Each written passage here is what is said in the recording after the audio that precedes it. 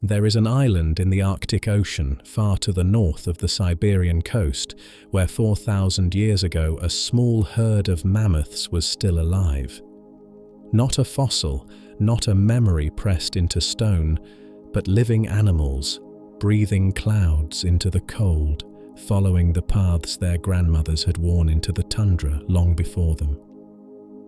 They were smaller than the great mammoths of the deep past, dwarfed by generation after generation on a shrinking island, and they had no way of knowing that they were the last of their kind anywhere on Earth.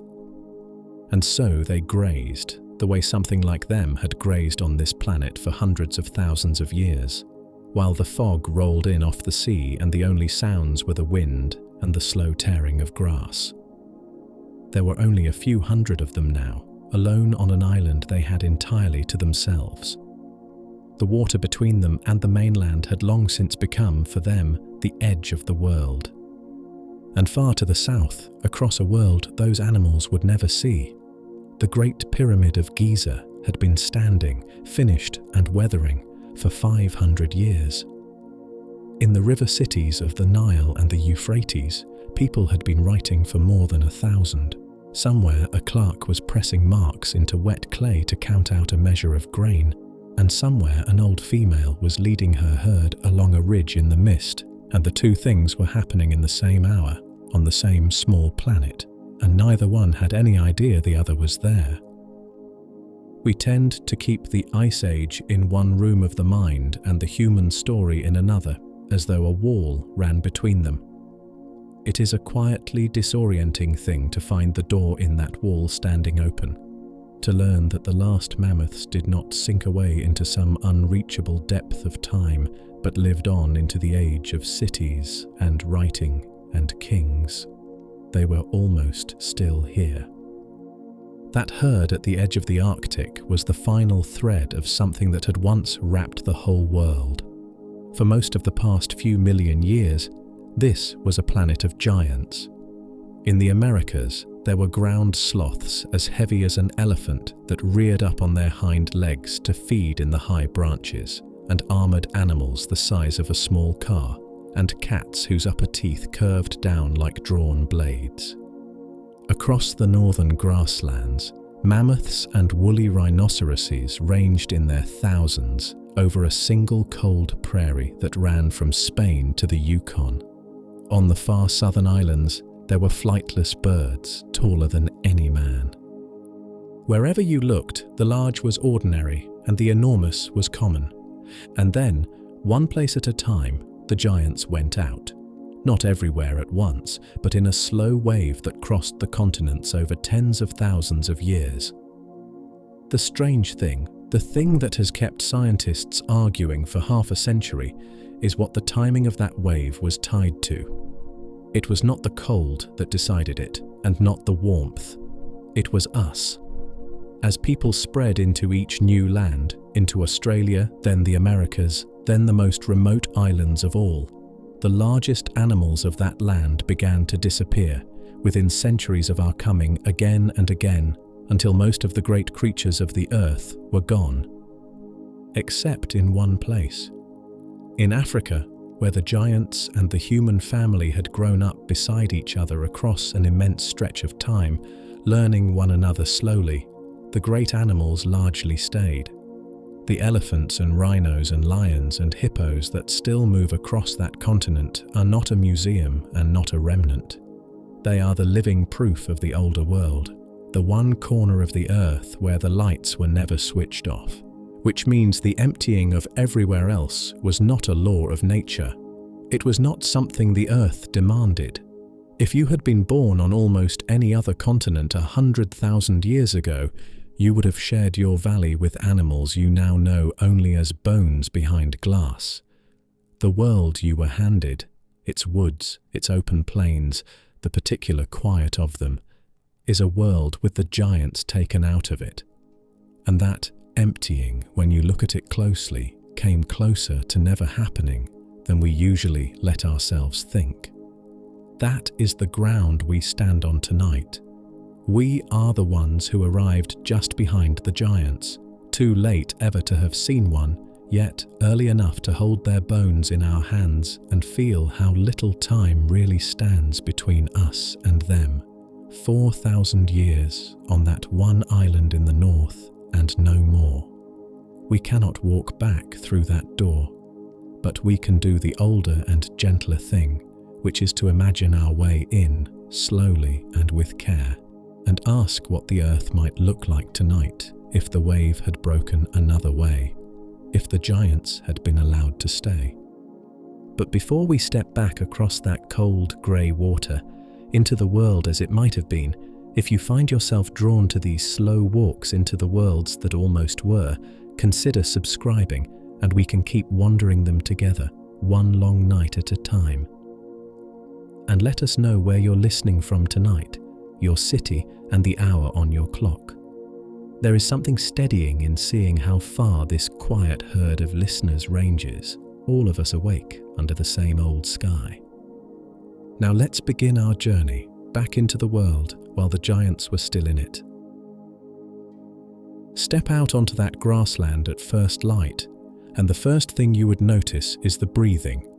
A woolly mammoth at rest draws breath the way the sea moves, a long pull inward, a held pause, a slow release that fogs the cold air around its trunk and drifts away over the grass. This is not the snarling monster of the museum hall, all bared tusks and menace. It is a warm animal standing quietly in the early light, its long outer coat hanging almost to the ground, a high mound of fat and muscle over its shoulders, its small ears tucked close against the cold. It stands about as tall as an elephant you might see in a zoo today, and every part of it, the coat, the hump, those small heat-saving ears, has been shaped over hundreds of thousands of years for a life out in the cold. And it is almost never alone. Let your eye travel back from the single animal and a family gathers into view. A few adult females, their calves, a yearling or two testing the edges of the group. At the center, almost always, stands an old female, the matriarch, who has led them for 30 or 40 years and carries in her head a map of every waterhole, every safe river crossing, every killing winter the herd has survived. They are elephants in the fullest sense of the word. The same patience, the same long memory, the same low rumble passed between them below the reach of human hearing. When a calf flounders into a snowdrift, a forest of trunks reaches down to haul it free. And when one of them dies, the others have been known to stay a while with the body, turning the great bones over slowly, as though there was something there still to be understood. But mostly, theirs was a life lived at a slower speed than ours. A mammoth spent the better part of each day, 16 or 18 hours of it, simply feeding, drawing the dry grass in trunkful by trunkful, taking a few unhurried steps, feeding again. A single busy human morning held more urgency than one of these animals might meet in a season. The herd kept its time not in hours but in the long swing of the year, the freezing and the thawing, the slow march out to the summer pastures and the slow march home. To stand among them would have been to feel your own pace, just slightly, begin to slow. Yet the mammoths were only the largest residents of a crowded land. The same grass-fed wild horses in their hundreds, and bison heavier than any alive today, and woolly rhinoceroses whose front horns had been worn flat from sweeping the snow aside to reach the grass beneath. Herds of saiga, small, pale antelope with a soft, drooping nose built to warm the freezing air before it reached their lungs, drifted across the open ground in slow clouds of dust, and reindeer threaded between them in their tens of thousands. On a still day, the sound of all of it carried for miles, the tearing of grass, the snort and stamp of horses, and under everything else the deep rumble of the mammoths rolling out across the plain like distant weather. All of this lived on a single grassland, and it is hard, from inside our smaller world, to grasp how vast that grassland was. It ran without a true break from the plains of what is now France, eastward across the entire width of Siberia, over the dry land that then joined Asia to Alaska and on into the heart of the Americas, with another long arm reaching south toward China. Scientists call it the Mammoth Steppe, and for most of the last ice age, it was the largest living landscape on the face of the Earth. One connected country of grass and grazing animals wrapped most of the way around the top of the planet. Cold, dry, wind-scoured, lit by a low and slanting sun, and yet, acre for acre, about as full of life as the Serengeti is today. Picture the great herds of East Africa crossing a river in their tens of thousands, and you already hold most of the scene. You need only cool the air and let the dust turn to frost. The steppe, though, was only one room in a house full of giants. In the spruce forests further south, where the trees closed overhead and the open plains gave way to shadow, lived an animal that looked at first glance like the mammoth's heavier, darker cousin, the mastodon. But the two were barely related at all. Their family lines had parted ways more than 25 million years before, so long ago that the resemblance between them was almost a coincidence, the cold and the tusks shaping two separate creatures toward the same rough outline. Where the mammoth mowed grass with broad, ridged teeth like grindstones, the mastodon carried teeth knobbed into blunt cones, made for crushing twigs and pine needles and the soft green wood of branches. It belonged to the woods, not the open steppe, living the slow, browsing life of a moose grown to the size of a small truck, alone or in little family parties among the trees. Even the woolly mammoth, for all its fame, was not the largest of its kind. Far to the south, on the warmer grasslands of North America, lived its cousin the Columbian mammoth. Taller, heavier, stripped of the shaggy coat it had no use for. A big bull stood nearly 4 meters at the shoulder and weighed as much as 2 or 3 woolly mammoths put together, which made it one of the largest creatures ever to walk on land. The giants, in other words, were not one animal, but a whole catalogue of them, scaled from the merely enormous up to the almost impossible. Each kind fitted exactly to its own corner of the world. By evening the herds would be moving again, drifting across the grass toward water and fresh grazing, following the slow turn of the year the way they had followed it for 1,000,000 mornings before this one. Nothing in the way they walked carried the faintest suggestion of an ending. To anything watching from the edge of the grass, the giants must have seemed a permanent fixture of the world, as settled as the weather itself, as sure to return tomorrow as the sunrise. They had been here so long that they had quietly become the world. Nothing stays the world forever, not even the giants. They had been a fixture of the earth for longer than our own species has existed, and still, in the end, they left it. But they did not leave the way the books long taught, and not at the time we tend to assume.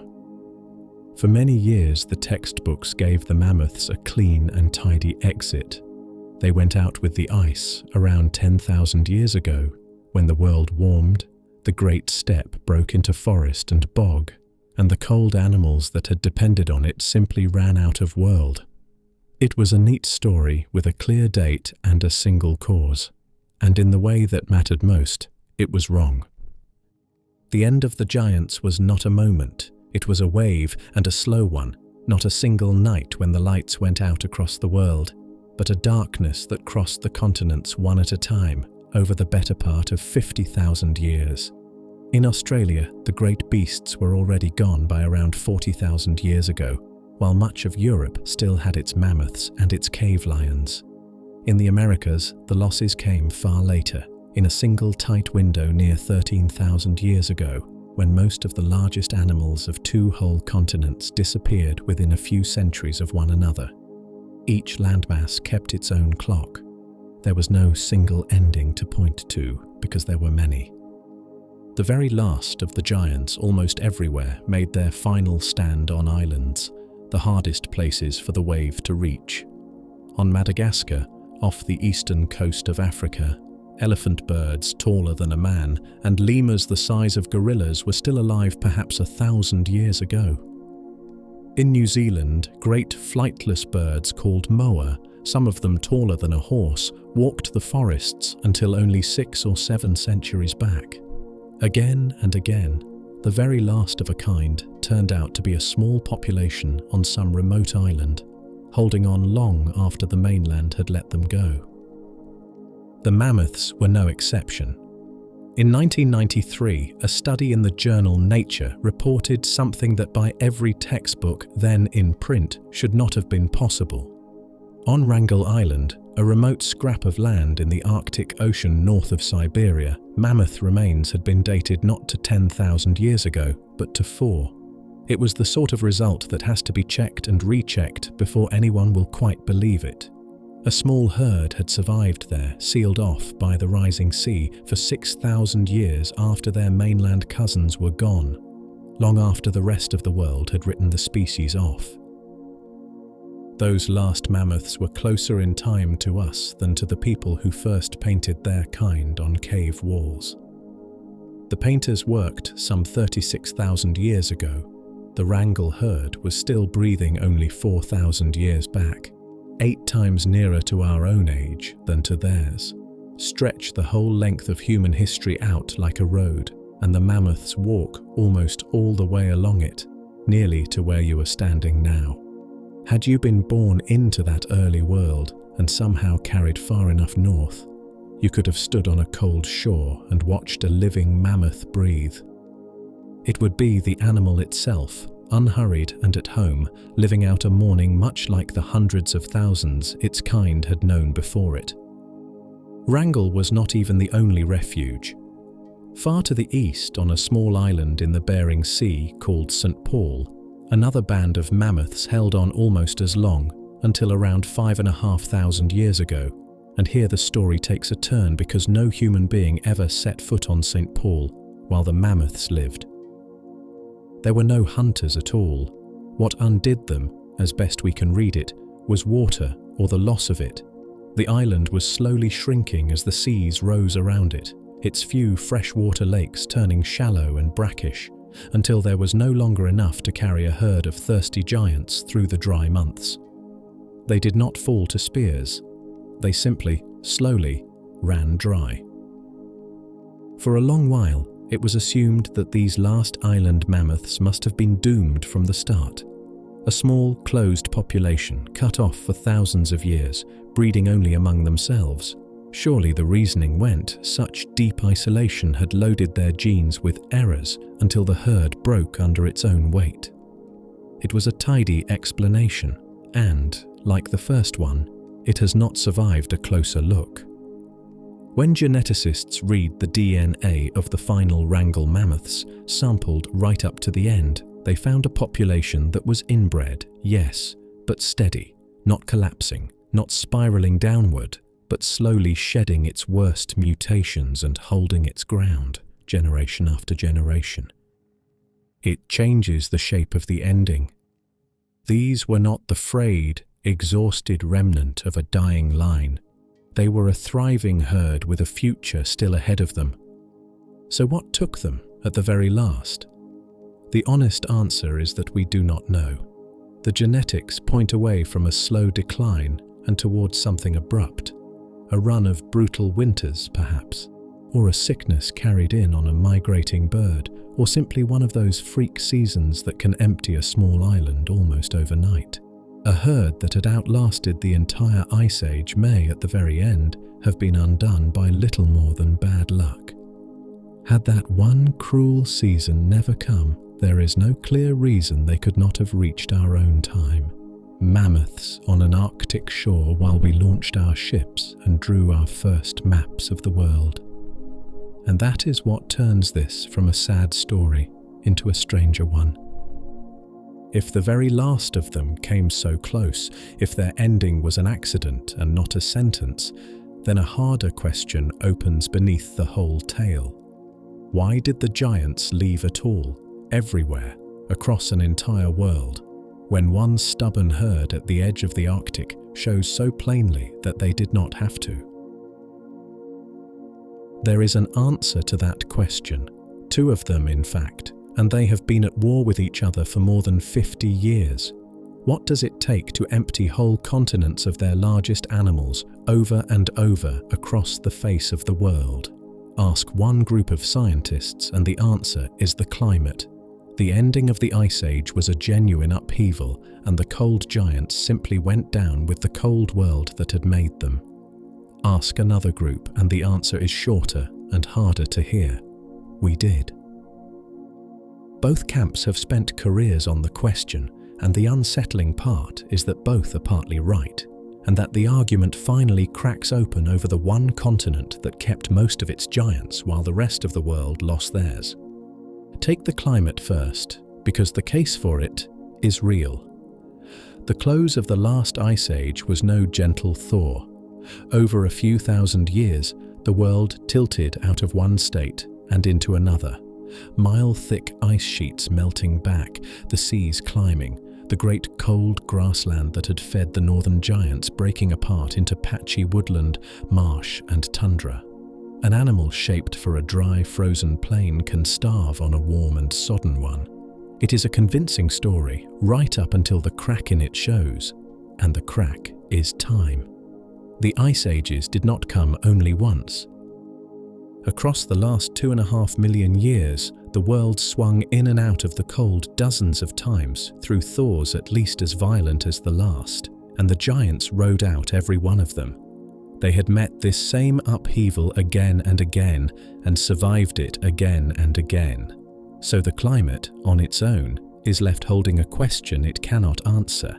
Why this thaw, nearly alone among dozens, should have been the one the giants could not walk away from.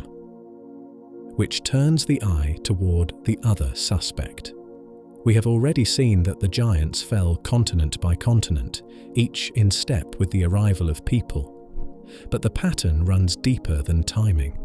When researchers laid the whole world out and asked what best predicted where the giants vanished, the answer came back not as temperature or ice or rainfall, but as the spread of people themselves. Human history explained the map of the losses something like 3 times better than the climate did, and the dead themselves carried a clue. The wave did not take animals evenly. It took the large, and the larger the creature, the harder it fell. A small animal breeds quickly and hides easily. A giant breeds slowly, hides from nothing, and feeds a whole band of hunters from a single kill. Draw up a list of the species least able to survive a clever new predator, and you would land on almost exactly the role of the vanished. And yet the case against us is not airtight either, which is exactly why the argument refuses to die. In the far north, the deeper scientists dig, the more the evidence tips back toward the cold.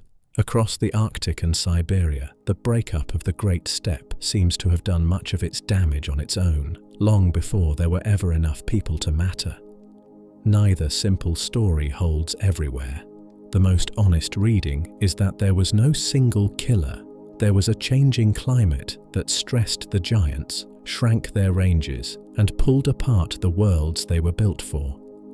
And there were people moving into those weakened lands with spears and fire and patience, finishing what the cold had begun and leaving no room to recover.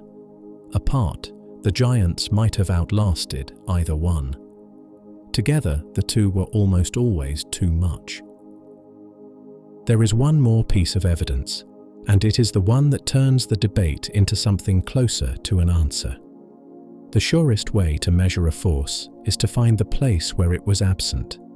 The control, the patch of the experiment left untouched. For the great extinction, that patch is Africa. Africa lost some of its large animals too. It was not spared entirely, but where North America lost more than 40 of its big mammal species, and South America lost more than 60, Africa lost fewer than 20. It is the one continent that walked out of the last 50,000 years with most of its giants still on their feet. And the reason Africa kept them is the hinge of the whole story. Africa is where we come from. It is the continent where the human lineage took shape, slowly, across millions of years, which makes it the one place where the giants never met us all at once. They grew up with us, as our distant ancestors learned over thousands of generations to throw and to band together and to corner large prey. The animals around them learned in step, just as slowly, to read the new danger and keep their distance. By the time fully modern people walked the African grasslands, the giants there had already served a million-year apprenticeship in staying out of our reach. Everywhere else, the giants met us as innocents. A mammoth on the American plains, a giant marsupial in the Australian scrub, carried no inherited fear of the small two-legged newcomers. No sense that this slow, soft, clawless creature was the most dangerous animal it would ever meet. By the time the lesson sank in, there was no one left to learn it. And the same quiet pattern appears wherever people and wildlife share a long history. Across parts of southern Asia, where elephants and rhinos and tigers had also grown up alongside us, the giants likewise held their ground. Notice what that means, because it takes the last air out of the climate alone story. The ice ages turned in Africa as surely as anywhere else. The same warming that shattered the northern steppe touched the entire planet. What was different in Africa was never really the weather. It was us, and more exactly, how long the animals there had been given to learn us. Which leaves us in front of a strange fact. The emptying of the rest of the world was never written into the nature of things. It was no law and no fate, and nothing the giants were always doomed to. It was the outcome of one particular history, great animals meeting a fast, clever predator too suddenly, in a world already coming apart around them, with no time left to adapt. Run that history differently, give the giants what Africa's giants were given, which is time, and they do not vanish at all. They are simply still here, and in one place they still are. You do not need a time machine to stand in a world full of giants. You need a plane ticket.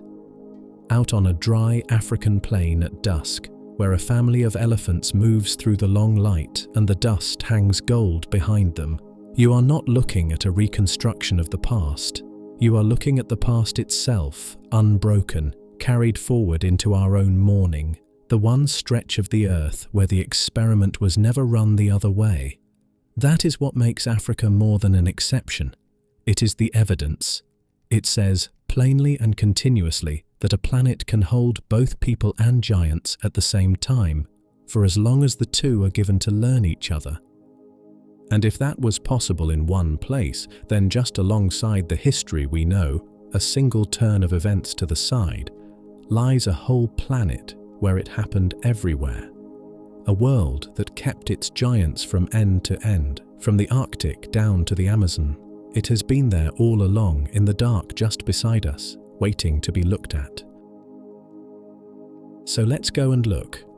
And the first surprising thing about that world, the one that makes this whole long night possible, is that walking into it asks us to invent nothing at all.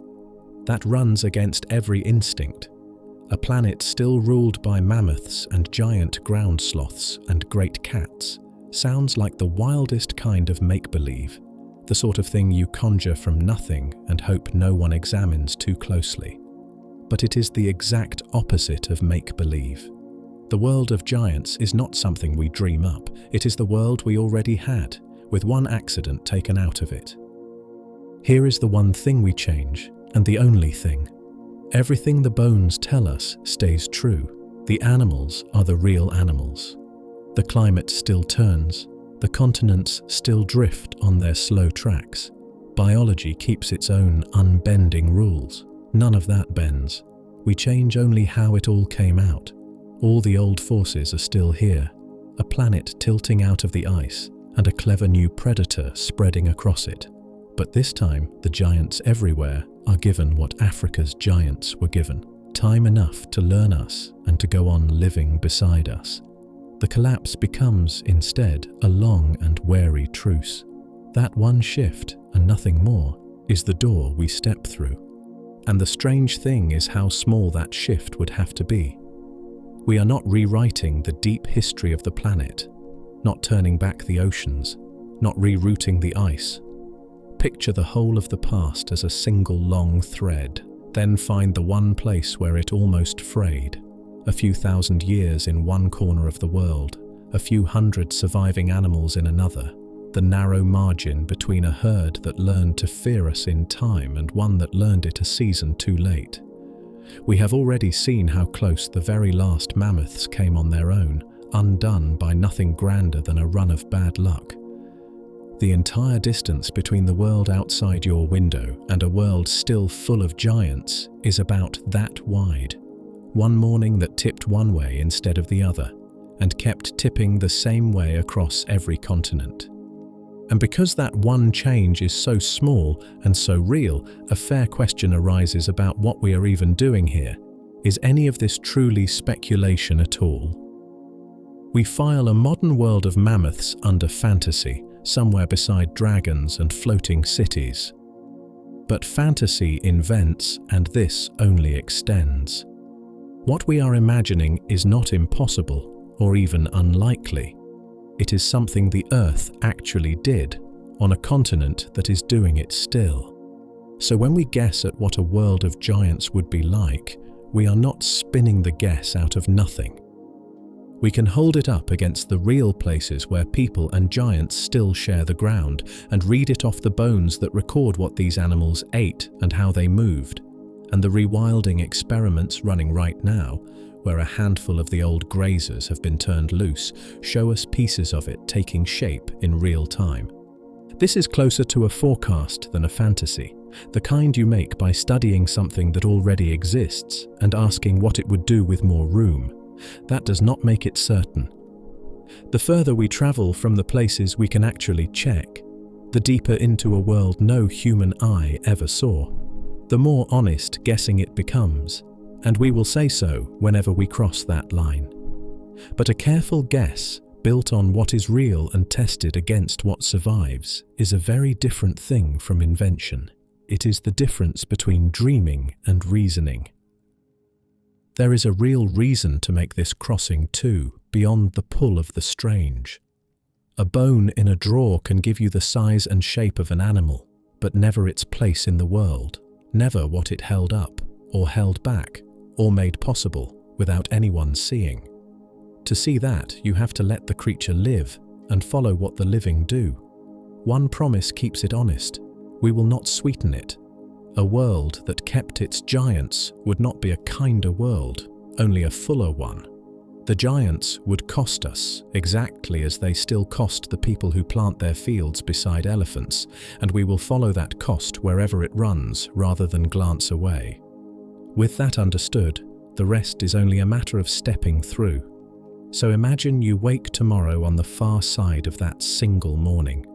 The light through the curtains is the same, the room is the same, your own small life unchanged in every ordinary detail. But out past the last streetlight, in country we have always pictured as empty, the ground is moving under animals we were taught had been gone for 10,000 years. To you, looking in from here, it is a marvel. To anyone born inside that world, a mammoth on the skyline would be as unremarkable as a herd of deer, just another large neighbour, a fact the map has always included. And there it is, the door, standing open at last, after all the long arguing over why it ever closed. On the far side, a world that kept its giants is drawing its first slow breath in the cold morning air. Somewhere out past the last lit window, the great northern grassland is waking, alive again, a whole living country, the herds still moving across it under a low grey sky. The frost is on the grass, and just beyond the dark, something very large is already breathing.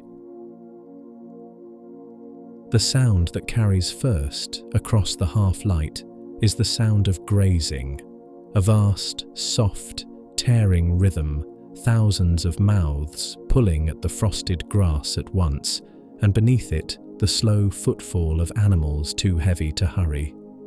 The light comes up grey and level.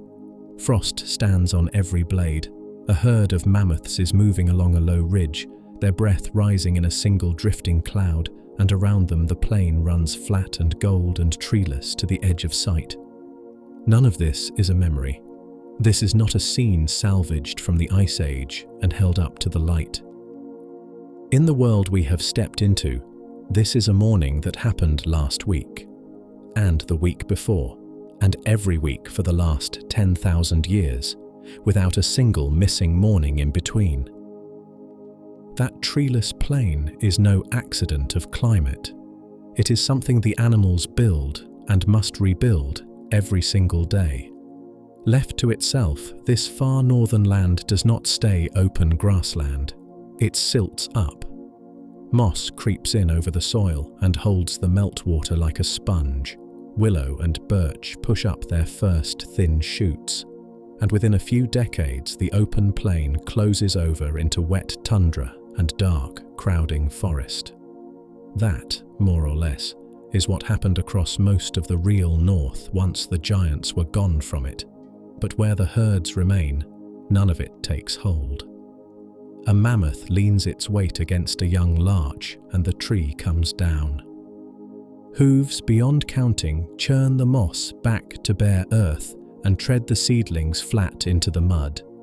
The dung returns to the ground as fast as the grass leaves it, and the grass, fed, cropped, never let go to seed, keeps its hold. The animals make the pasture that feeds the animals. It is a loop with no real beginning, turning on the muscle of the giants that drive it. We are not, for once, entirely guessing at this. In our own world, the emptied one, a fenced stretch of the Siberian Arctic has spent the last few decades testing exactly this idea, turning a small herd of horses and bison and reindeer loose on the dying tundra to see what they would do to it. The grass came back, and where the animals grazed and trampled hardest, the scientists found something they had half expected and still found striking. The ground itself was colder, measurably colder by close to 2 degrees, than the soft, snow-blanketed tundra on the other side of the fence. That extra cold is the quiet hinge of the whole northern world because of what lies waiting beneath it. The frozen ground of the Arctic is not only soil, it is a vast cellar of old life, leaves, roots, whole animals that fell into the cold long ago and never fully rotted, sealed in the ice for tens of thousands of years. The amount of carbon locked down there is hard to hold in the mind, close to twice as much as floats in the entire sky above us. As long as the ground stays frozen, all of it stays asleep, and the herds are what keep it sleeping. In winter, they trample the snow thin, stripping away the soft white blanket that would otherwise trap the day's faint warmth against the earth. With the blanket gone, the deep cold reaches all the way down and grips the ground harder than any still unwalked snowfield ever could. Stand out on that plain and you can feel it, the chill rising slow through your boots, the cold of a whole world being held in place by nothing more than the weight of moving animals. In the world we actually live in, that cellar no longer holds shut. The giants are gone, the grass has given way to moss and forest, and the deep snow lies undisturbed all winter. Underneath it, the old ground has begun, here and there, to soften and stir, exhaling a little more of its long-held carbon every year. None of that is happening here. In the world of giants, the lid stayed on. The north never melted into bog and scrub. It stayed what it had always been. A cold, dry, wind-combed grassland under a pale sun, greener in its short summer than anything you would expect of the Arctic, and far steadier year over year than our own thawing north. None of which makes it a frozen wasteland. It is one of the most alive places on the whole planet, and it is alive precisely because it is cold. It would be easy, telling it this way, to make the giants sound like the simple authors of their whole world, to say the animals made the grass made the cold kept the carbon, and to leave it there, tidy and finished. The truth is less settled. Those who actually study the lost steppe have argued for decades over which way the arrow really points. One side holds that the cold, dry climate of the Ice Age made the grassland, and the animals only lived in it. Others hold that it was the animals that made the grassland, and that they would hold it open even now if only we turned them loose to do it. Most likely both are true at once, tangled past unpicking, the cold and the herds feeding one another in a circle. And how much of a warming world the giants could truly hold back, were they still out there in their millions, is a figure no one can give honestly. The effect is real and measured in real soil. Its full reach across a whole planet is, for now, a careful guess. What is certain is the cold itself and the life that runs on it. Out on that plain, the morning goes on as it has for 10,000 unbroken years. The herds drifting and grazing, the breath rising, the frost slow to lift even after the low sun has cleared the horizon. Beneath it all, the deep ground lies locked and silent and old.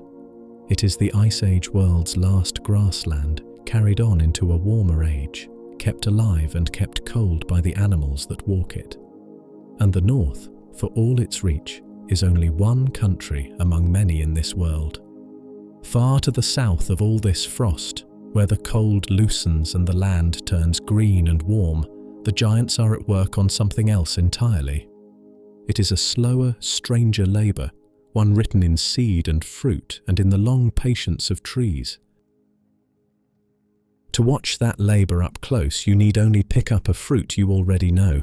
Take an ordinary avocado, the kind from any kitchen, and weigh it in your hand. Cut it open and look at the seed, a single smooth stone the size of a golf ball, far too large for a bird to carry off, too big for a monkey or a fox to swallow whole and pass. Everything about the fruit is built around getting that great seed eaten and carried somewhere new.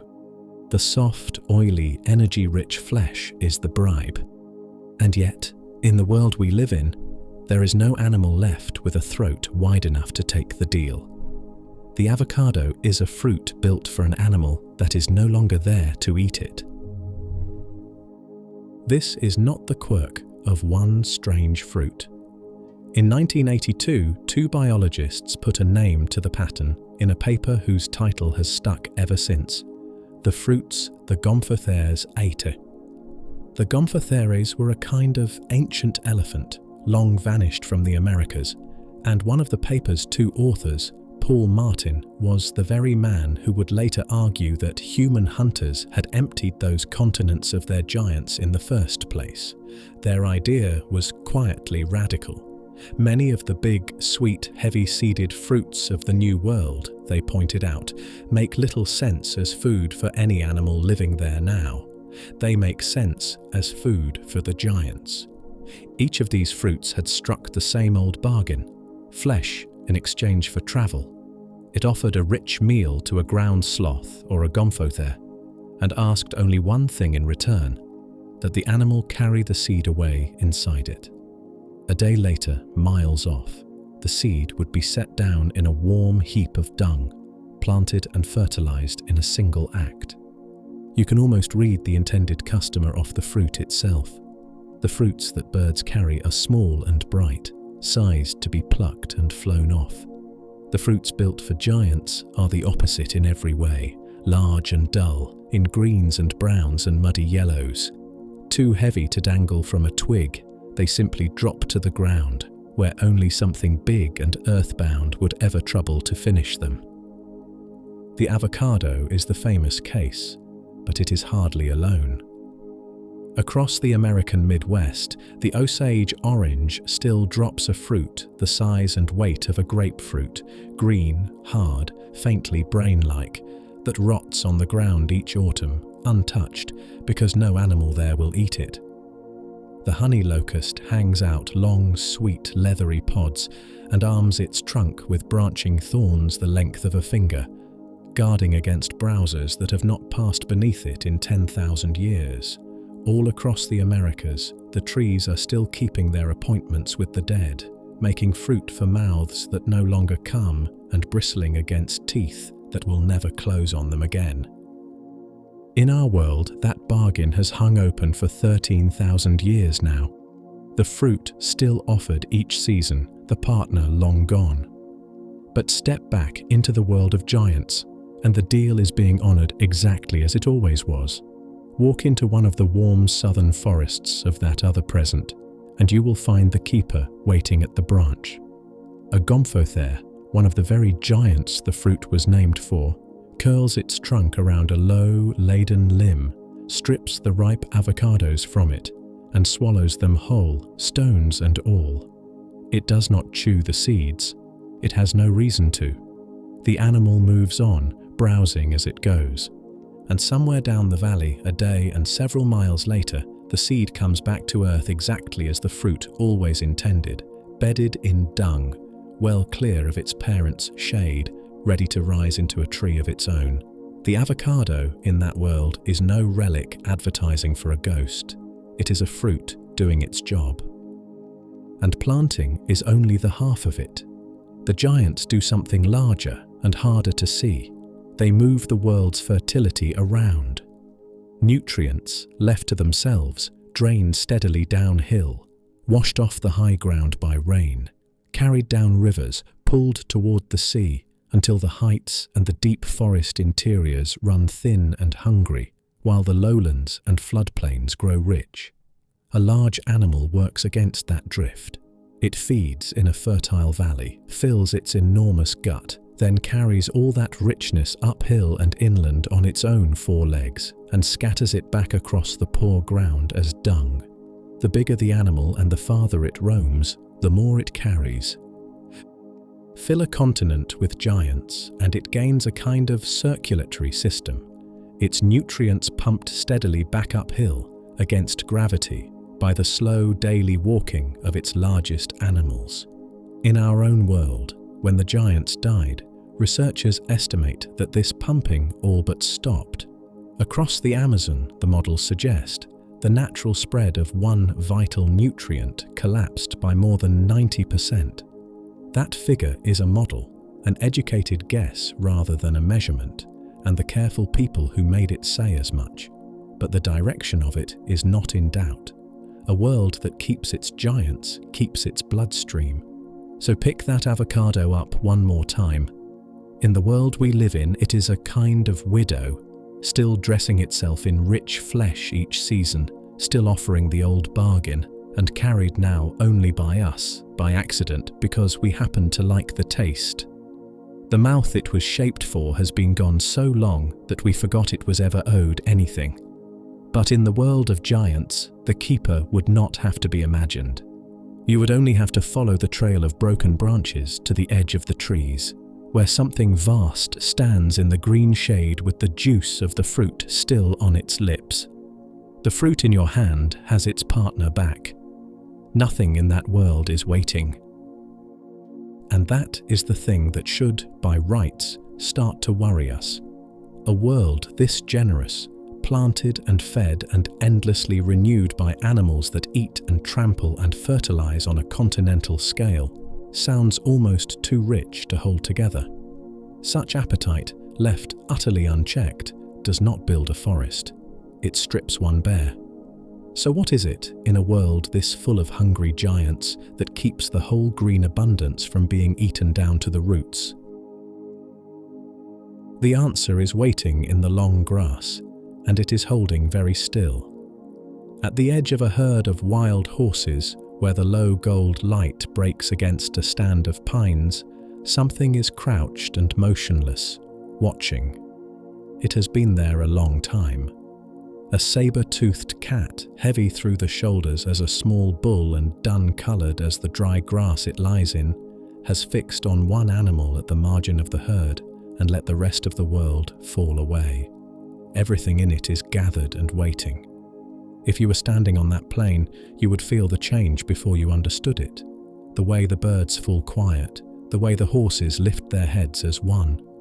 It is the held breath of a whole landscape that knows, without being told, what is about to happen. That cat is only one of the hunters this world keeps. The teeth alone are worth pausing on. A saber-tooth's upper canines could run longer than your open hand, flattened and edged like a pair of knives, and built not for a chase, but for a single precise cut, delivered once the prey was already pinned beneath those huge forelimbs. It did not run its food down, it wrestled it to the ground and finished it fast. Out across the more open country ranged a leaner, longer-legged cousin, the scimitar cat, made for exactly the pursuit the saber-tooth never attempted. The bones hint that it was bold enough to cut young mammoths out of a herd and run them down. There were dire wolves that hunted in packs, reading a herd together as if with a single mind. There was a lion heavier than any lion now alive, and a bear so large that on its hind legs it could have looked clean over the head of a tall man. That bear, for all its bulk, turned out to be less a dedicated hunter than a vast, opportunistic forager, as content with carrion and roots and berries as with a fresh kill. And here we have to be honest about how much we are guessing. We are reading the lives of these animals off their bones, and bones are reticent about behavior. Take the saber-tooth and the oldest argument about it. Did it hunt alone, as nearly all big cats do today, or did it live and kill in groups, more like a lion pride or a wolf pack? The evidence pulls both ways. At the great asphalt seeps where so many of them died, saber-tooth bones turn up in numbers that suggest social animals drawn in together to the same death. And some of those skeletons carry terrible injuries healed over, the kind an animal could only survive if something else was feeding it while it mended. That hints at a creature that did not live alone. But it is a hint, not a proof. And after a century of study, the question is still genuinely open. We can hold the bones in our hands and still not quite know how the animal they belong to spent its evenings. What the teeth are really for, though, is not terror, it is balance. Step back from any single hunt and a quieter pattern comes into view. The very largest animals, the full-grown mammoth, the adult rhino, anything past a ton or so, are almost beyond a predator's reach. No saber-tooth brings down a healthy adult mammoth. The thing is simply too big, too strong, too well defended, and the cats know it. Biologists who study the largest living animals see the same rule at work today. Past a certain size, an adult has little to fear, and its numbers are governed not by what hunts it, but by how much there is to eat. So the predators take the young and the old and the sick and the smaller and middling grazers that never grow past danger, and in doing so they hold the herds a little below the line where the grass would fail. The teeth are not the enemy of the green world, they are its pruning. They keep the appetite we worried about back at the start from ever quite catching up with the supply. We know what happens when the teeth are taken out of the picture because we have tried it. In a low, wet reserve in the Netherlands ringed by a fence, conservationists once turned loose herds of hardy horses and cattle and deer to graze a patch of reclaimed land back towards something wild. But there were no predators among them, and no open country to drift into when the food ran short. For a while, the herds swelled. Then came a hard winter, and the reckoning.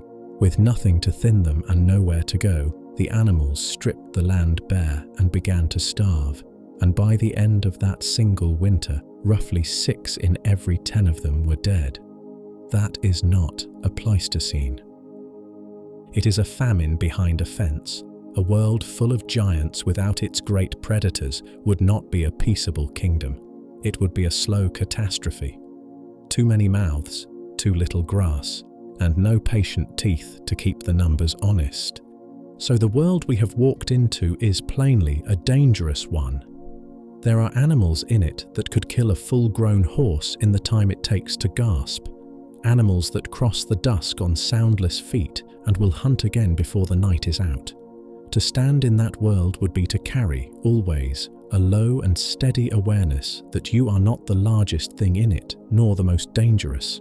But that awareness is not a flaw in the world. It is the proof that the world is whole. A landscape with its predators still in it is a landscape that holds its own shape. that feeds itself and prunes itself and goes on, year after year, without anyone tending it. The fear is simply the toll at the gate. It is what a complete world asks of everything that lives inside it, the giants included, and it buys something our own emptied and managed world long ago let slip, a place that runs entirely on its own. Back on the plain, the held breath finally breaks. The saber-tooth covers the last of the distance in a few enormous bounds, and the thing is over almost before it has begun. Quick, certain, and strangely quiet, the way it tends to be when the hunter is good at its work. The herd scatters and then, within minutes, drifts back to grazing a little way off. The way herds do, the world does not stop for a single death. What has happened is not cruelty, and it is not waste. It is the balance being kept, one more time, just as it has been kept on this plane for 1,000,000 years. Predator and prey have been shaped to each other across a span of time longer than our whole species has existed, each holding the other to a line that neither one ever agreed to. And at the dark edge of the pines, something else is watching the cat at its kill, smaller than the prey, upright, and newer to all of this than anything else on the plain. For all its smallness, it is the most dangerous newcomer the giants will ever have to learn to live beside. What becomes of that watcher at the tree line? We have called it the most dangerous animal on the plain, and across most of the real world, that is exactly how the story went. The newcomer arrived, and the giants did not survive the meeting. But we are in the other world now, the one where the meeting unfolded the way it did in Africa, slowly over a very long time, until the two had taken each other's measure and learned to share the ground. So set the danger aside for a moment and ask the question it leaves behind. What kind of people would they grow into? A people who had never once known a world without giants in it. The deepest answer is written on the walls of caves. In the past that both worlds share, there are caves in what is now southern France, where more than 30,000 years ago, people went down into the dark with charcoal and ochre and lamps of burning fat, and drew the giants. They did not draw them crudely. They drew them with a mastery that stops working artists in their tracks today. On the walls of the Chauvet cave, painted some 36,000 years ago, woolly rhinos square up horn to horn, and cave lions move shoulder to shoulder, ears flat, eyes forward. Behind them, mammoths file one after another in a herd that seems to be walking along the rock itself. Each animal is caught mid-motion, shaded to suggest the swell of muscle beneath the hide, set down by someone who knew, from a lifetime of watching, exactly how a rhino carries its head and how a lion's shoulders roll as it walks. And the mammoth, above all, was the one they could not stop drawing. In another cave, 158 of them crowd the walls and ceiling, so many that it is known simply as the Cave of 100 Mammoths. We carry a cartoon of those people in our heads, and the walls of those caves correct it, line by careful line. The cartoon is the caveman and the monster, the brute in skins, club in hand, cowering from the beasts outside or fighting them off in the firelight. The walls say something else entirely. They were not made by people at war with the animals. They were made by people in a long, close, attentive relationship with them. Nobody spends those hours in the cold and the dark, rendering the exact set of a mammoth's shoulders, unless those animals sit at the very center of their world. They were feared, certainly, and hunted sometimes.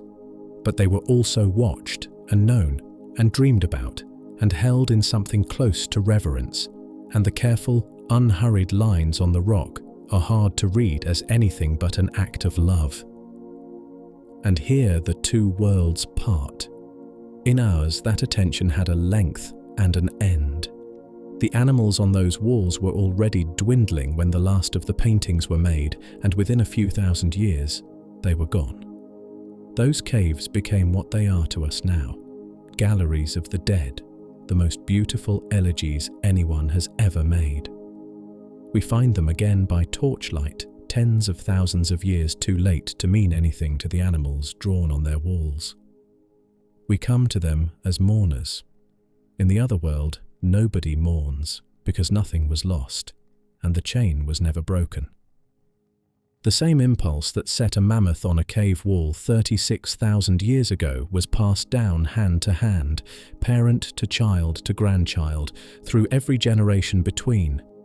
At the far end of that chain stands a person, alive in what is for them simply the present, with the same animal on the wall, and the same animal still out on the horizon. You can measure how deep that kinship runs by what people were willing to build out of it. In the cold, open country of the last ice age, where there were no caves and no trees, families raised their houses out of mammoths. On the plains of what is now Ukraine, archaeologists have uncovered the foundations of homes framed from the bones of the dead giants. The great curved jaws stacked into walls, the long tusks arched overhead to carry a roof of hide. A single one of these dwellings held the remains of as many as 95 mammoths, and stood, it now seems, for the better part of 400 years. Picture that, a single house of mammoth bone, lived in and added to and handed down across some 15 generations of one family. The giants were not a thing apart from human life. They were food and fuel and shelter and tools and ivory and story all at once. The raw stuff of the world, woven through every part of how a person ate and slept and imagined. To grow up in such a world would be to learn the giants the way every generation before had learned them, not as wonders or rare sights, but as the ordinary, enormous furniture of the country, as familiar as its rivers and its weather. A child would learn which valleys to keep clear of in the season the bulls turn bad-tempered. There is a particular hush that means a great cat is near, the same hush we felt out on that plain, and everyone would come to know it early. The regard people carried for the giants was 3 parts caution and 1 part something warmer, and no one would think it any stranger to share the world with a 4-ton animal than we think it strange to share ours with the sea. This is the part that is hardest to feel from where we sit, from inside a world that broke the connection. The kinship is not a metaphor here. Your own ancestors, the actual people you descend from, once stood in caves like those and drew animals like those, because in the deep past, every human lineage on Earth shared the world with giants. In our timeline, that kinship was severed, somewhere back along your family line, perhaps 300 or 400 generations ago. The last of your people ever to see a living mammoth grew old and died, and after them, no one in your line would see one again. In the other world, that loss simply never happens. The kinship runs on, unbroken, all the way to a version of you who never had to learn the giants from a painting. For that person, the giants are simply still there, still on the ridge at dawn, still leaving their great tracks in the river mud, still the oldest neighbours the family has ever had. So let the eye come all the way in for a moment, past the herds and the plains and the long reach of the ice, down to a single hand pressing charcoal to cold rock, drawing the curve of a tusk by lamplight. 36,000 years ago, and also in the other world, last winter, that hand is where the whole human story in this world begins, in attention and awe, and a willingness to live close to something far larger than yourself. But attention and awe do not fill a granary. The moment these same people stop only watching the giants and start trying to farm the ground the giants walk across, the relationship turns harder, and the real negotiation begins. That negotiation has a running cost, and the surest way to know its size is to look at the few corners of our own world that never stopped paying it. In India, where millions of people still raise their crops within reach of wild elephants, the government keeps a grim yearly tally of the dead. It runs to roughly 500 people a year, and in a bad year past 600. Set the easy romance of coexistence beside that figure, and a hard truth comes clear. A world that keeps its giants is not, and could never be, a gentle one. It hands every community that farms near them a standing bill, and that bill is always paid. Most of the cost, though, is not paid in lives. It is paid in food. The constant grinding price of living beside giants is the crop raid, and it is a particular kind of ruin. Imagine you have worked a single field all year, and it stands ripe in the evening light, a whole season's labour, the line between a family fed and a family hungry, gathered into one patch of ground. Now imagine what a single family of elephants can do to that field between dusk and dawn. They do not nibble at the edges. They walk through it, feeding and trampling, and by first light, a year's work is flattened mud. In parts of Africa, a few such nights can cut a household's income by a third or more, not across a lifetime, but in 1 year. The giants mean no harm by it. They are simply hungry, and a planted field is the richest, easiest meal for miles. Multiply that single ruined field across a whole continent and across all the generations a civilization lasts, and you begin to see the true shape of the thing. It is not a disaster that strikes once and is mourned. It is a tax, a steady, permanent levy that every farming people within reach of the giants simply has to pay, season after season, century after century, the way we pay for weather. A share of the harvest goes to the giants every year, whether anyone agrees to it or not. In a world that kept its giants, that tax would be woven into the very arithmetic of survival. How much extra to plant against the nights the herds come through, how many fields to keep, and how many to surrender. And it would shape how a family feeds itself in a country where the largest neighbours are also the hungriest. But people are not passive in the face of a bill like that. The whole history of living beside giants is a history of negotiation, of clever and patient and endlessly inventive attempts to lower the cost without emptying the world. People dig ditches too wide for a mammoth to cross, and bank earthworks too steep for one to climb. They sit up through the harvest nights, banging drums and lighting fires to turn the herds aside, and some of the cleverest answers are gentler than any of that. A researcher working in Kenya noticed something useful. Elephants, for all their bulk, are genuinely and deeply frightened of bees. A simple fence strung with humming hives, set buzzing by any animal that leans into it, will turn most elephants away without a scratch on either side. And where the hives are laced with chili, it works better still. None of this makes the giants harmless. It only makes the bill survivable. It turns an impossible neighbour into a merely difficult one. And for all the ingenuity, the friction never fully stops, and it does not run one way. The giants pay too. On the island of Sri Lanka, where the conflict burns hottest of anywhere on Earth, it costs roughly 1 elephant a day. Shot or poisoned or driven off land it has always used. A world full of giants would write its truces in the blood of both sides. Every uneasy line between people and the herds would be paid for over and over by individuals on each side of it. Over enough centuries, a cost like this does not just get paid, it leaves its mark on everything. It would shape the very map of where people live. Settlements would cluster and wall themselves, the way hill towns once clustered against raiders, with the fields gathered close and defended and the open country beyond left by long habit to the giants. The richest land of all, a wide, well-watered valley that a herd of mammoths had claimed as its own, might simply be ceded, generation after generation, as not worth the war. A civilization grown up under that pressure would carry the giants in its very shape, in its borders and its frontiers, in the placement of its roads and its walls. It would hold, deep down, an old and unspoken understanding of which ground is yours and which is best left to the giants. It is a heavy ledger, and there is no point pretending otherwise.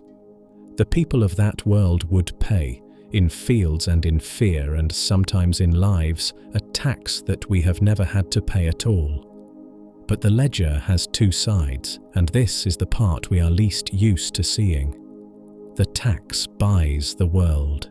It buys the full one, the living steppe, the planted forests, the herds on the horizon, the whole vast, breathing, dangerous abundance we have been walking through. Our own world settled the account differently.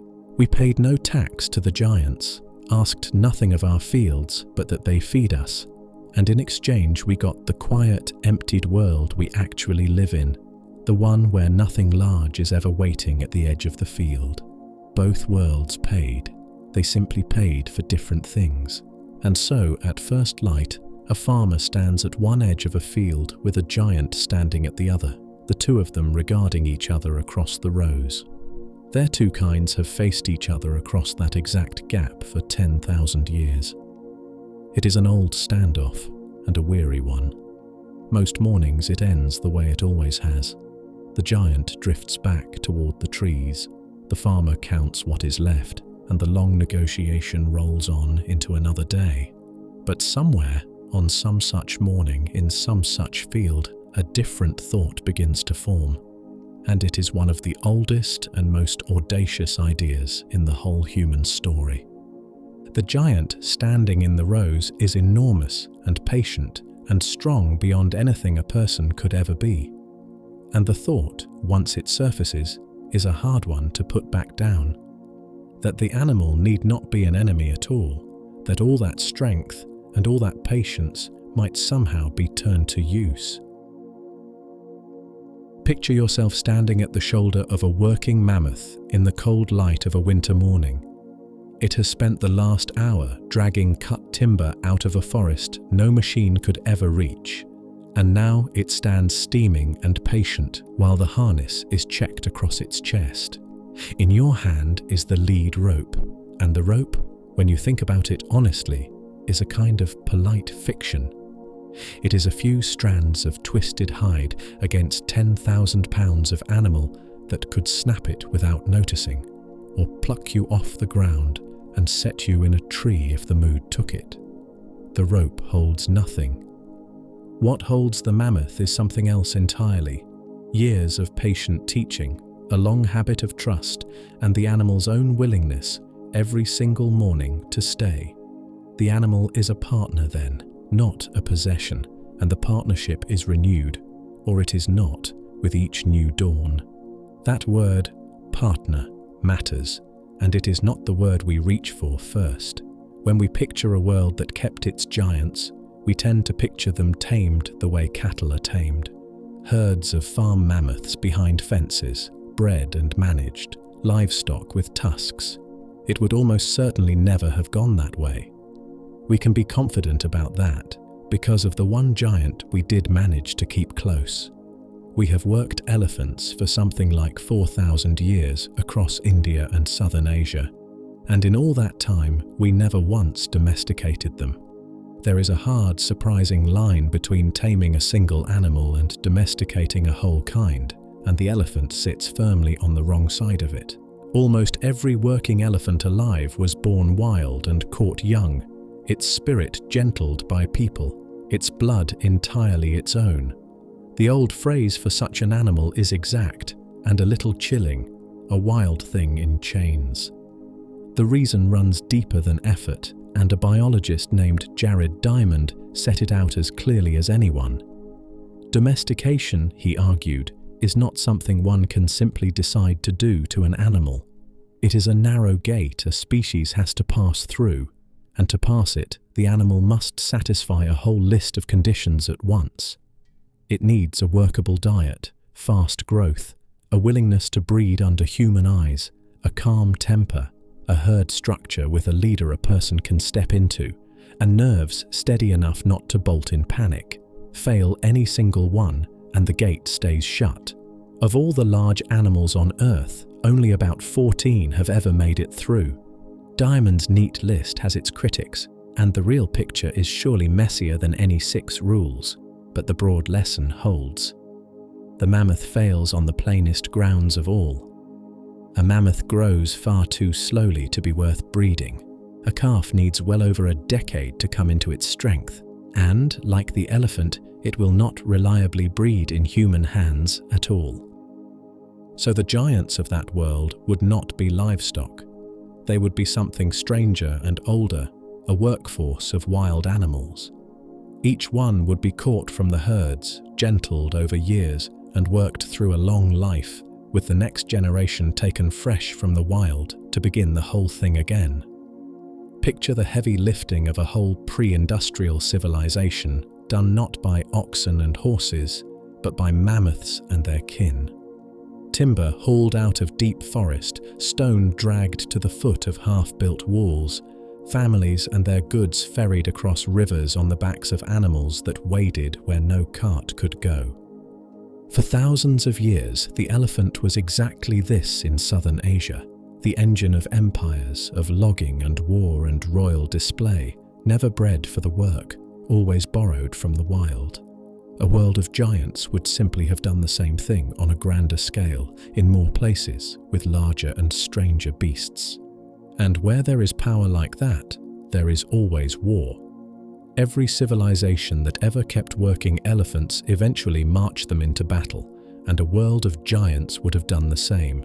It would have fielded war mammoths the way the old kingdoms fielded war elephants, living towers of muscle and panic that could break a line of men before a single blow landed.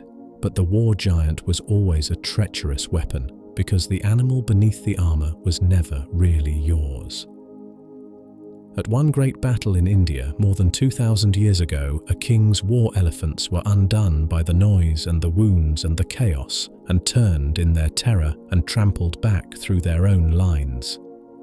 And there is the small, strange detail of the General Hannibal, who set out across the Alps to threaten Rome with 37 war elephants, and came down the far side with one.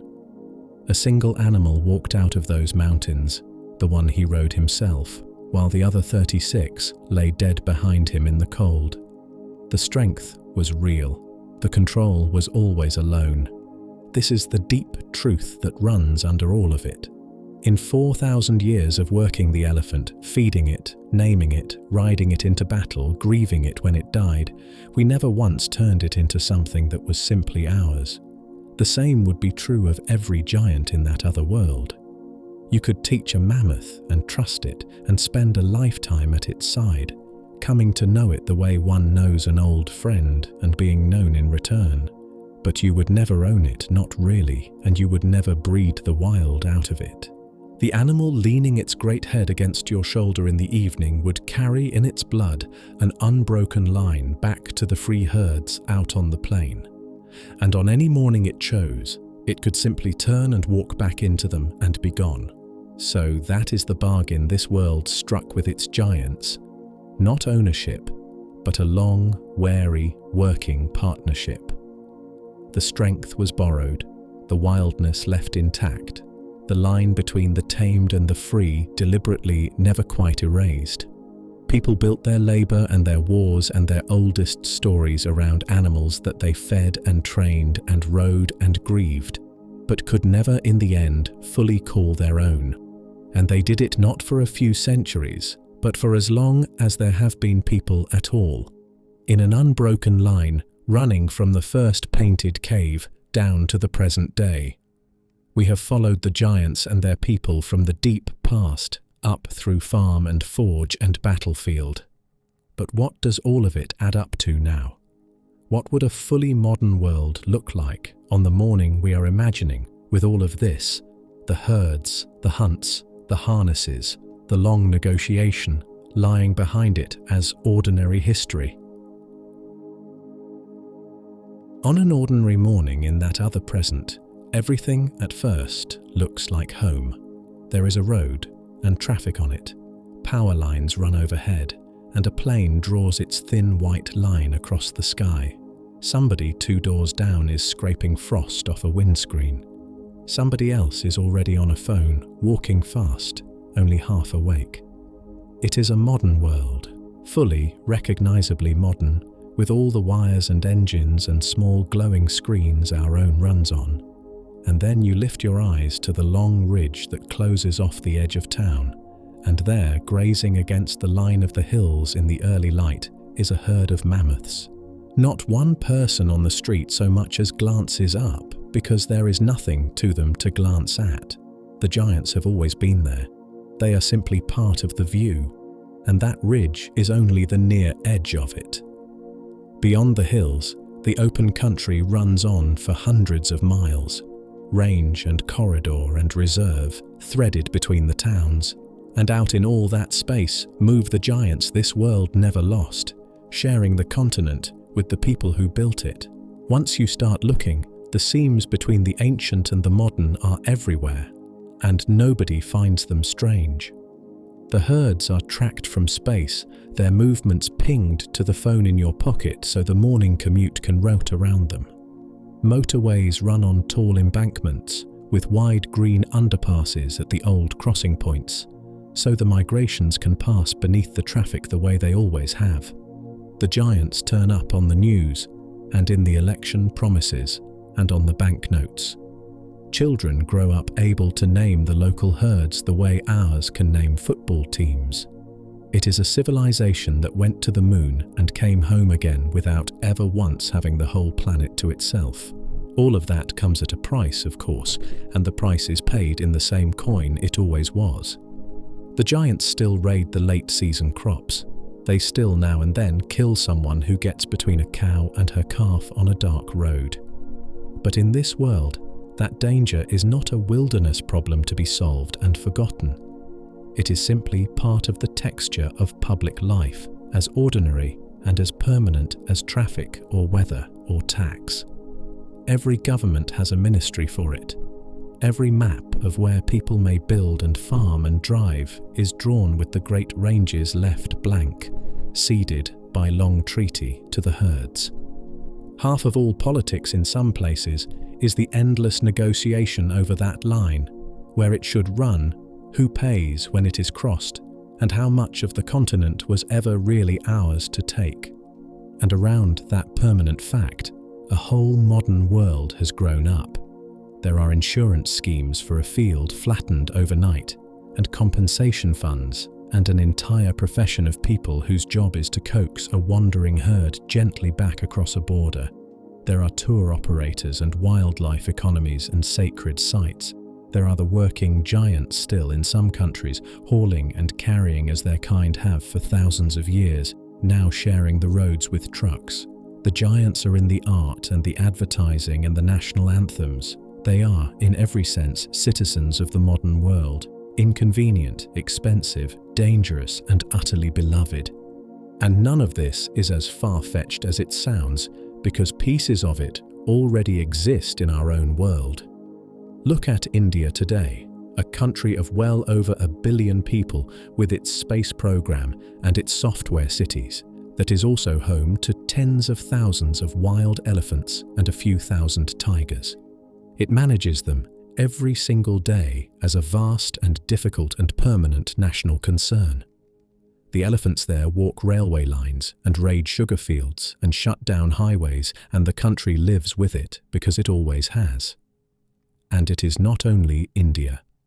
On the edge of Nairobi, lions and giraffes range across open grassland, while the city's glass towers rise in the background of the photograph. India is not a fantasy.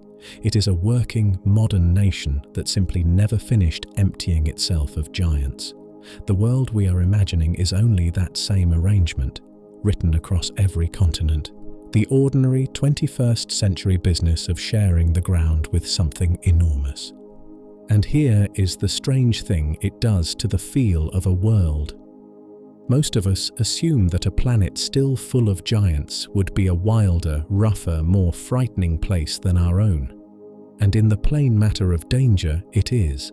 But spend a while inside it and a different quality rises to the surface, one our own world quietly lost without ever noticing it was gone. What we are looking at is not so much a wilder world as a less lonely one. In our timeline, modern humanity is the only giant left, the single great presence on the planet, alone at the top of everything, with the whole world finally and entirely ours. In the other timeline, we are one large thing among several. We share the morning with minds and bodies vastly older and stranger than our own.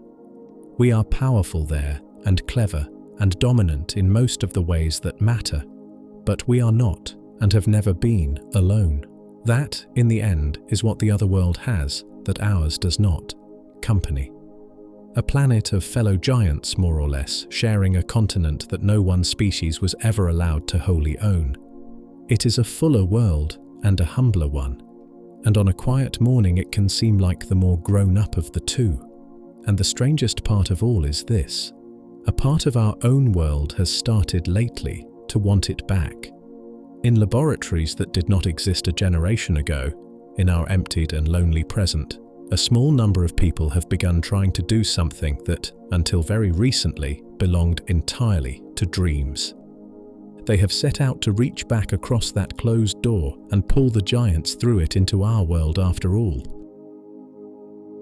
A deep paradox sits at the very heart of the enterprise. We are pouring some of our finest minds and a great deal of money into the work of bringing the giants back from extinction. And the closer that work comes to succeeding, the more clearly it shows that they are not coming back at all. The reaching, at its most sophisticated, turns out to be a long and elaborate proof of exactly how final the loss was. To see why, you have to look at what is actually being attempted, because it is both more impressive and more modest than the headlines make it sound. In our world right now, a company called Colossal has set out, in plain words, to bring back the woolly mammoth. But not in the way the films would have it. There is no frozen mammoth waiting to be thawed and woken, and no usable mammoth left to clone. The DNA in even the best preserved carcasses is shattered into millions of useless fragments. So the plan is subtler than resurrection. They take an Asian elephant, the mammoth's closest living cousin, and edit its genome. They find the genes that gave the mammoth its shaggy coat, its fat, its small ears and cold-tolerant blood, and write those changes, one at a time, into elephant cells. What they are aiming for, in the end, is not a mammoth. It is a cold-adapted elephant, an animal built to a mammoth's pattern but elephant to the core, made to look like a mammoth, live like one, and fill the same place in the world. The first calf has been promised by 2028 for some years now. These efforts have produced some genuine headline moments, and they reward careful reading, because the gap between what was announced and what was actually done is where the whole story lives. In 2025, the company unveiled a woolly mouse, laboratory mice engineered to grow long, thick, golden hair. It was a real technical achievement, dressed up for the cameras as a small, furry miracle. But most of the genes they changed were ordinary mouse genes, already known to shape mouse fur, and the animal was no nearer to being a mammoth than any other mouse. That same year brought a louder claim, that the company had brought back the dire wolf, the great Ice Age hunter, in the form of 3 white pups. But those pups are grey wolves, with around 20 genes edited. The international body that keeps the world's official list of species declined to call them dire wolves at all, or even proxies for them. And the reason is a matter of arithmetic. The dire wolf was not a kind of grey wolf. It was a separate branch of the dog family that split away millions of years ago, and its genome differs from a grey wolf's by something like 12 million letters of DNA. Edit 20 of those letters, and you have copied the cover of the book. You have not written a single line of what is inside. There is one more fact, and the announcements never quite mention it. The scientist who leads the science at that very company, Beth Shapiro, among the most respected names in the field, wrote a book a decade before any of this, with the honest title, How to Clone a Mammoth. Its conclusion, after 200 careful pages, was that you cannot. Not really, not truly. A species, she argued, is far more than its DNA. It is that DNA wound together with a way of life, a learned culture, a particular world. It is the herd that teaches a young mammoth how to be a mammoth, the step it was shaped to walk, the 10,000 small things a genome alone can never carry. Strip all of that away, and even a flawless copy of the code gives you a shape, never the animal. The person best placed to know is on the record that the thing cannot be done, and is, at the same time, the public face of the effort to do it. That is not hypocrisy. What it shows is something sadder and more human, the simple measure of how badly we want them back. So set aside the word de-extinction, which promises something it cannot deliver. What these brilliant, driven people are really building is a proxy, a new animal, genuinely alive and genuinely new, that wears some of the shape of a lost one. And a proxy is not nothing. A cold elephant on the tundra might do some of the ecological work a mammoth once did. It might even, in time, come to seem like a mammoth to anyone who never knew the difference. But it would not be the animal that walked the mammoth steppe for hundreds of thousands of years.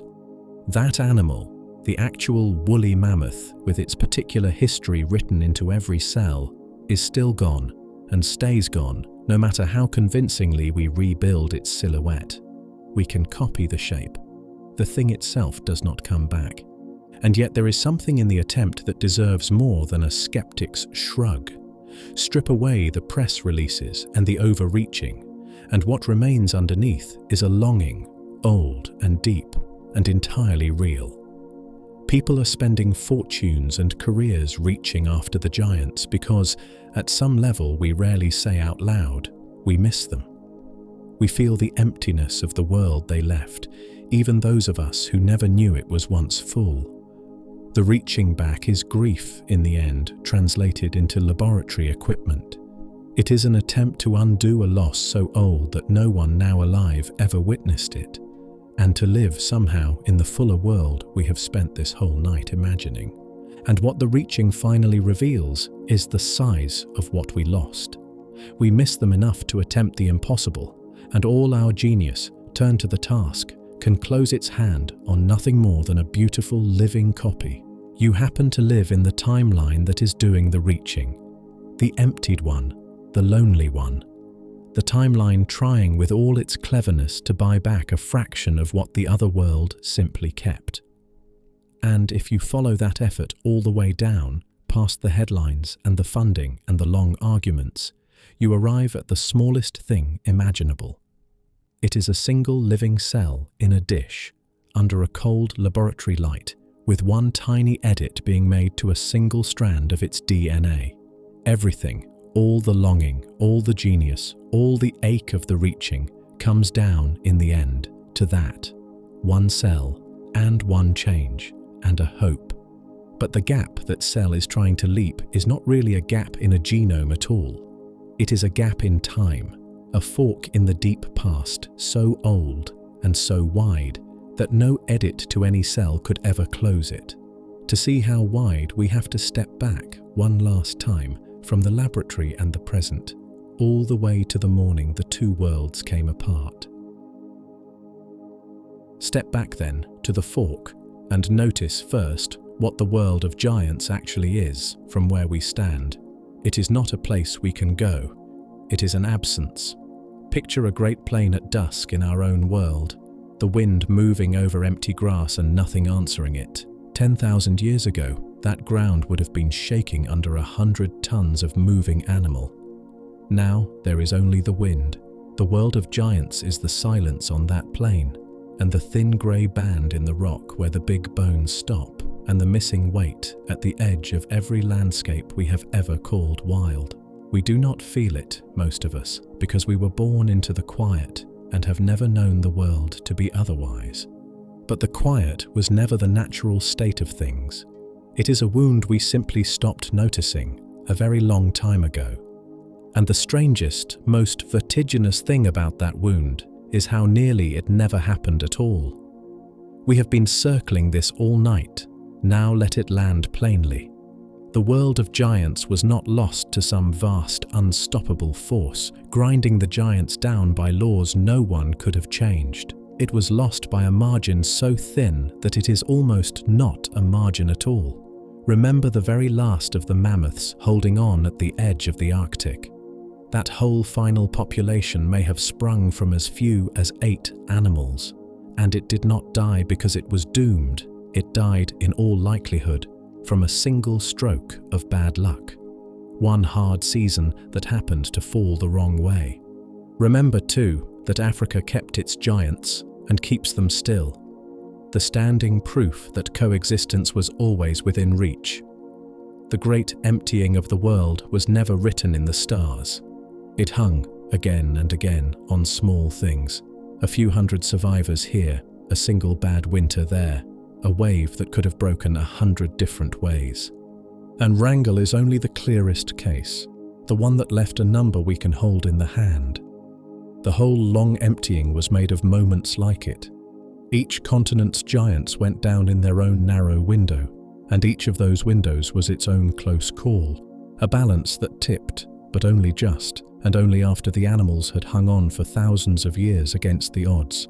The giants did not fall all at once, to some single irresistible blow. They were lost slowly, place by place, in a long series of near misses that happened again and again to miss in the same direction. Tip a handful of those moments the other way. A little more time here, a little less pressure there, the animals learning our danger a few centuries sooner, and the door simply does not close. It does not even take much. It never did. Hold all of that together, and we arrive at the image this whole journey has been moving toward. The difference between the world we have and the world of giants is not an ocean. It is a door, a single narrow door that swung shut on a few particular mornings under the smallest of pushes, and you are standing on the near side of it.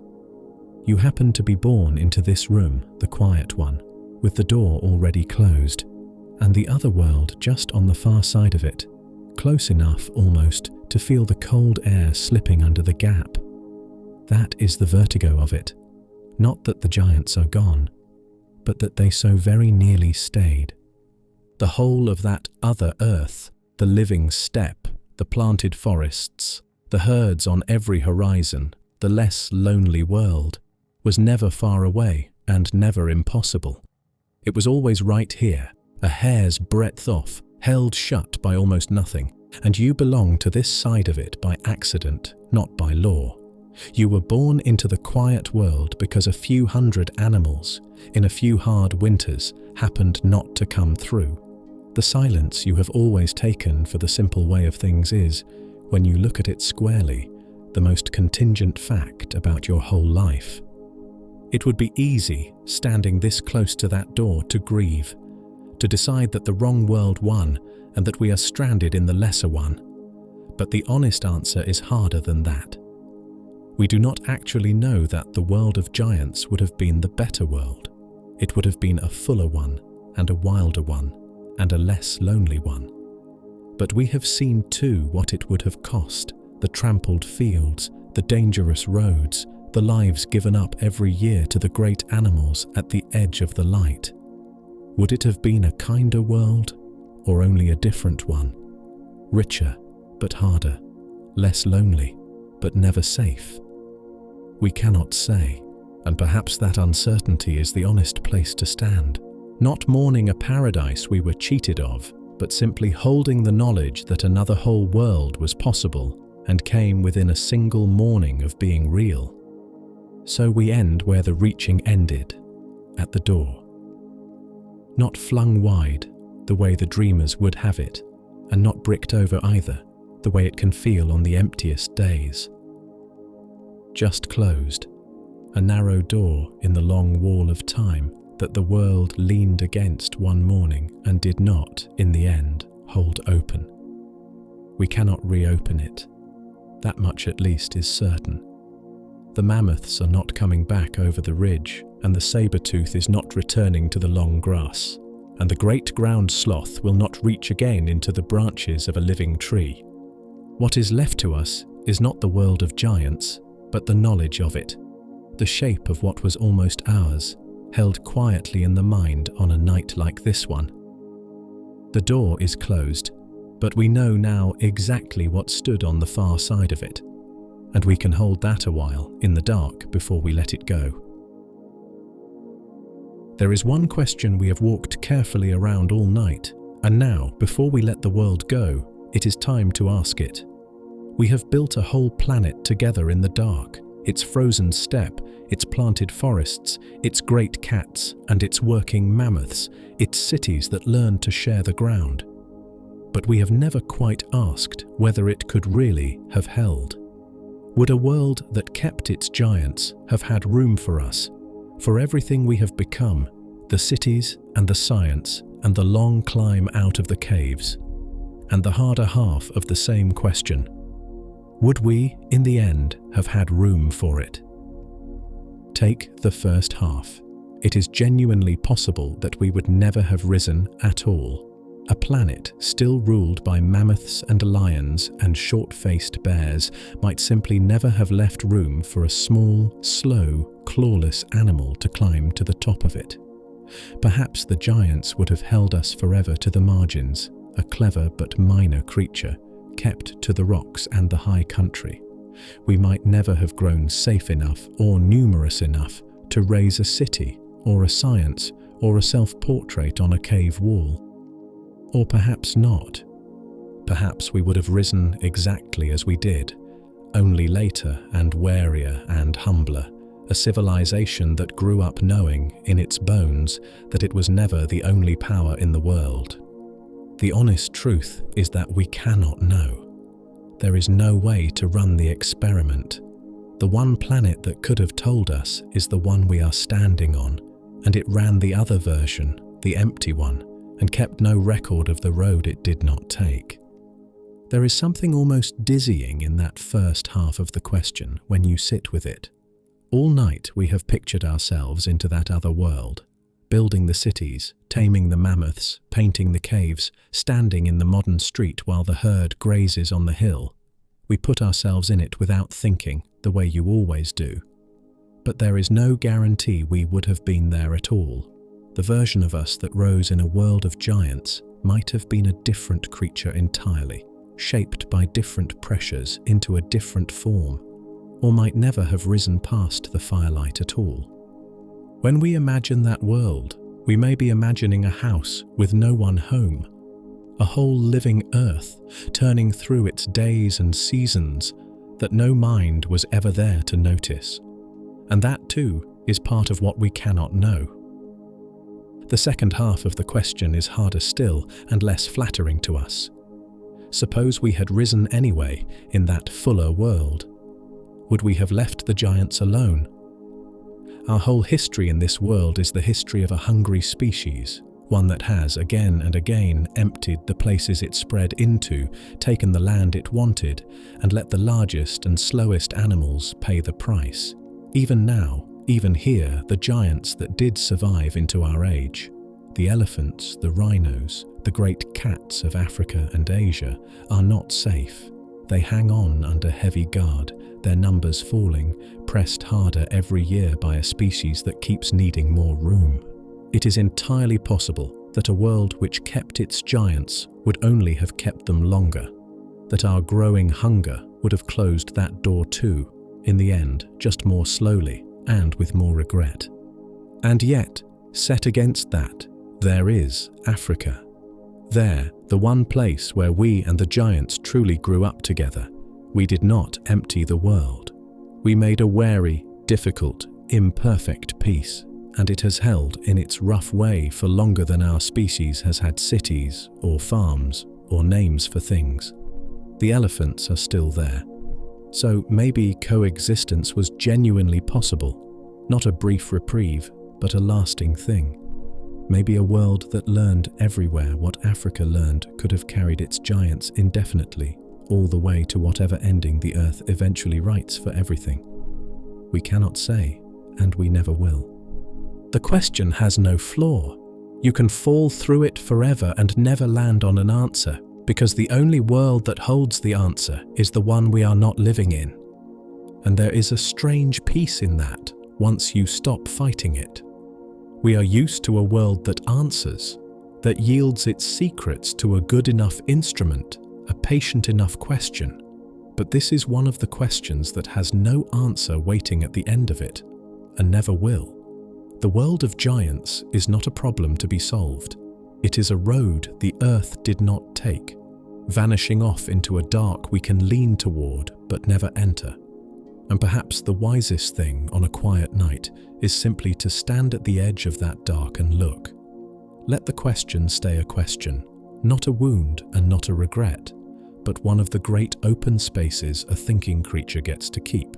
So let the question be, and let the eye lift one last time, as far back as it will go. Because the world of giants we have been grieving tonight is not the first the earth has made and lost. Step far enough back along the great slow track of deep time and you find that the planet has built whole worlds of giants before, carried each one for an age, and then, without grief or ceremony, let it go. Long before the mammoth ever walked the steppe, the earth belonged to the dinosaurs, a dynasty of giants that held the land for 150 million years. That is a span so vast it makes the entire age of mammals look like a single afternoon, and it ended when it ended, in one bad morning under a falling sky. And before them, others, stranger still, stretching back through seas we have no names for. The earth makes giants. It carries them for 10 or 50 or 100 million years, and then it takes them back. Seen from that distance, the world we lost, the mammoths and the saber-tooths, the ground sloths and the great armored beasts, is simply the most recent of these vanished kingdoms, the newest of the earth's old giants, the one that ended closest to us, still warm, its door near enough that we can feel the draught beneath it. From far enough back, even our particular grief, that they came so close that we so nearly kept them, softens into something gentler. It becomes one more turn of a wheel that has been turning since long before there was anyone to watch it, and will go on turning long after the last of us has gone to sleep for good. There is an old comfort hidden in that, if you are willing to take it. The same earth that let the mammoths go is the one that made them in the first place, and made the dinosaurs, and the great forests of coal, and the first creature ever to crawl up out of the sea. It is not a cruel planet. It is not even an indifferent one exactly.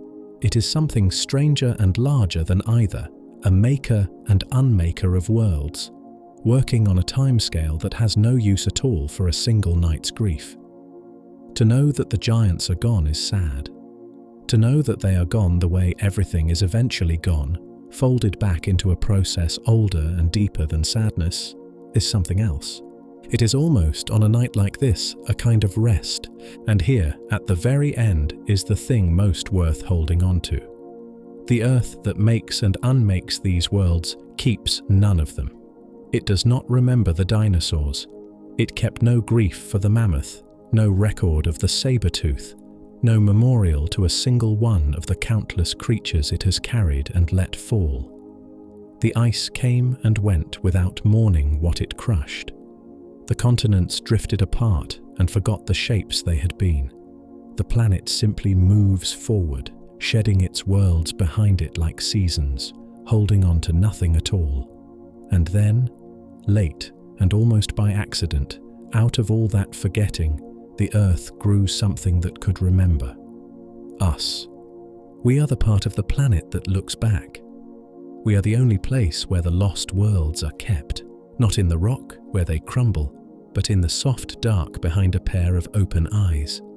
There, a person lying awake at night can hold the whole living weight of a world that ended 10,000 years before they were born. And we can do something even the rock cannot.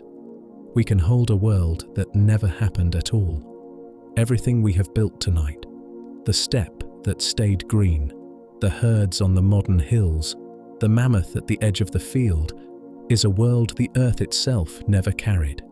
It exists nowhere but here, in us. That is what remained, in the end, not the giants, but the room we keep for them. The world that stayed is the one we are holding right now, in the dark, together. So let it be held gently, and then let it rest. You have carried a whole world tonight. Its frost and its forests, its giants and its long, patient negotiations. It is a great deal to hold, and it is late. Lay it down for a while. The steppe has waited 10,000 years. It can wait until morning. Out here, at the end of the night, the old scale stops being frightening. A single human life is nothing against the age of that grassland, a breath, a flicker, gone almost before it has begun. But that nothing is not a void, nor is it a fall. It is closer to a blanket. The deep time we have walked all night settling down over you, heavy and warm. The deep time settles the way snow settles over a sleeping herd and keeps it somehow from the cold. The giants are not gone, not really, not tonight. They are where they have always been safest, just inside the mind, out past the edge of the dark. Close your eyes, and the herd is still there. Frost still lies on the grass. The great shapes are still moving along the ridge, slow and unhurried, the way they have moved through every night of this long story. You do not have to do anything at all to keep them here tonight. Nothing to solve, nothing to save, nothing to drag back across the door. You only have to let them move. This is the gift the whole long story leaves behind, and it asks nothing in return. Not a task, not a sorrow, not a debt to the dead. Only a place to rest the mind on a night when the world feels too small or too loud. A quieter, wider country you can step into whenever you need it. It will still be there tomorrow night, and the night after that. The giants keep. They are very good at waiting, so close them now. The day and the door and the long question can all go quiet now, and the world that stayed does not need you to keep watch over it. It will keep. The herd is moving off across the grass, the way it always has, into a morning that is in no hurry to come. Let it go. Let it move on into the dark, slow and warm and entirely unhurried, growing fainter and softer and further away. The giants are safe tonight. You are small and the earth is old and all of it is holding you. Rest now. Sleep well.